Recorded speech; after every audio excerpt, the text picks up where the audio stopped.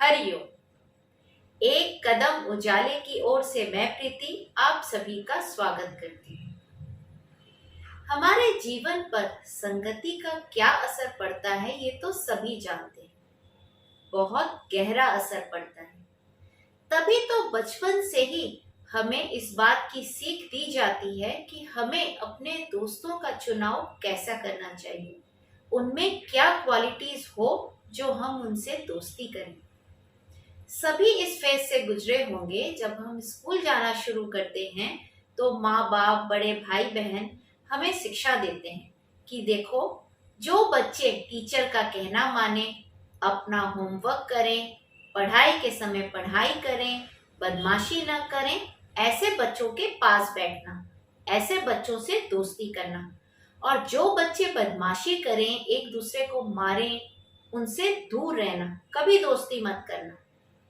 इसके पीछे यही मकसद रहता है कि हम बचपन से ही ट्रेंड हो जाएं कि हमें कैसे लोगों की संगति करनी है, हमारे दोस्त कैसे हो। इसे इस कहानी के माध्यम से और अच्छी तरह से समझने का प्रयास कीजिए। एक व्यक्ति था, बड़ा ही साधु स्वभाव का व्यक्ति था। उसके दो बेटे थे। उसने अपने बेटों को बड़ी अच्छी शिक्षा दी थी, सारा ज्ञान दिया था।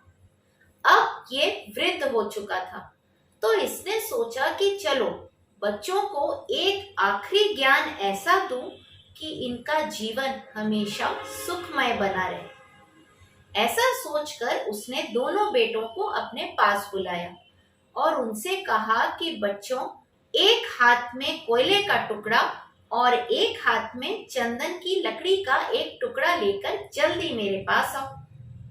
बच्चे चौके में गए और कोयले का एक टुकड़ा हाथ में उठाया। अब पूजा घर से चंदन की लकड़ी का एक छोटा टुकड़ा दूसरे हाथ में लिया और पिताजी के समक्ष हाजिर हो गए। अब पिताजी ने कहा कि जाओ, दोनों को यथास्थान रखो। दोनों बेटे थोड़े चौंके कि पहले तो मंगाया, अब कह रहे हैं कि रखाओ, लेकिन पिता की आज्ञा थी सो उन्हें वैसा ही करना था। वो रसोई में गए, कोयले का टुकड़ा यथास्थान रखा, फिर पूजा घर में गए, चंदन का टुकड़ा यथास्थान रख के पिताजी के पास वापस आए। अब पिताजी ने बोला कि दिखाओ, अपने हाथ दिखाओ। दोनों ने अपने हाथ ऐसे सामने कर दिए। तब पिताजी ने बोला, देखो बेटों, मैं तुम्हें जीवन की यही शिक्षा देना चाहता हूँ कि जिस तरह तुमने जिस हाथ में कोयला पकड़ा, कोयला छोड़ने के बाद भी वो दाग धब्बा वैसा रह गया। ये संगति का प्रभाव है। अगर तुम जीवन में बुरे लोगों की संगति कुछ वक्त के लिए भी करोगे तो उसका दाग, उसका धब्बा तुम्हारे चरित्र पे हमेशा बना रहेगा और लोग कभी तुम पर यकीन नहीं कर पाएंगे। तुम चाह के भी उस धब्बे को नहीं मिटा पाओगे। और दूसरी तरफ अगर तुम अच्छे व्यक्ति का संग करोगे, जैसे ये चंदन वाला हाथ, इसमें कोई दाग नहीं है, लेकिन देखो कितनी सुंदर खुशबू आ रही है।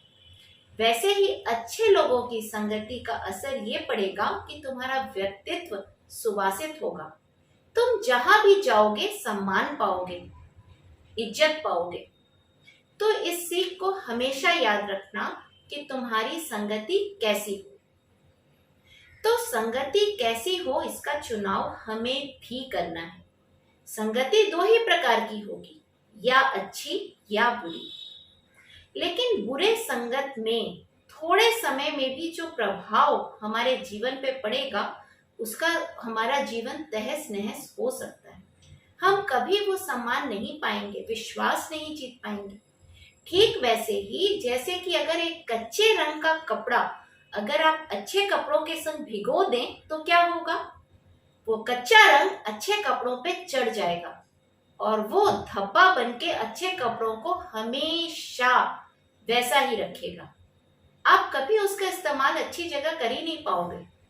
कितने भी साबुन यूज कर लो, कुछ भी कर लो, वो दाग नहीं मिटा पाओगे।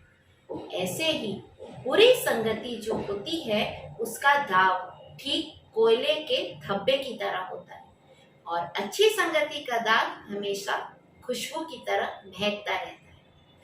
फिर मिलने के वादे के साथ आज लेती हूँ विदा। हरि ओम।